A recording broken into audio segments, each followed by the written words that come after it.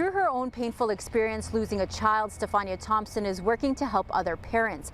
On her Instagram account, Home with Stefania, she's guiding other parents suffering through the grief of their own unthinkable tragedies. I am a mom of 3. My oldest is about to turn 6 in a couple of weeks. And after her first birthday, I found out that I was pregnant with my son. But then when he turned 6 months old, he became sick and developed a persistent fever.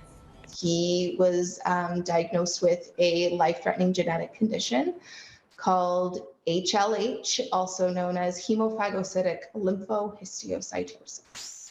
And the only cure is a bone marrow transplant. Stefania's oldest daughter was Jack's bone marrow donor, but after several complications, Jack passed away in February 2020.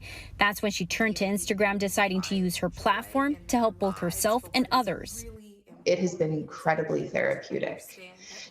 Shortly after Jack passed away, the world shut down and we entered into the worldwide pandemic. And so the support systems that we had come to rely on were no longer available to us.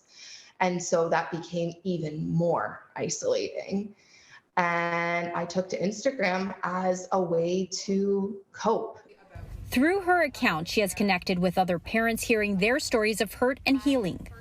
I often hear from either people who are medical parents and I can relate to and who can relate to our story as well, bereaved parents, but also, interestingly, I've had people reach out to me and say, I have a friend whose son is really sick, or I have a friend who just lost their daughter, and they're reaching out to me for advice on how to support those people.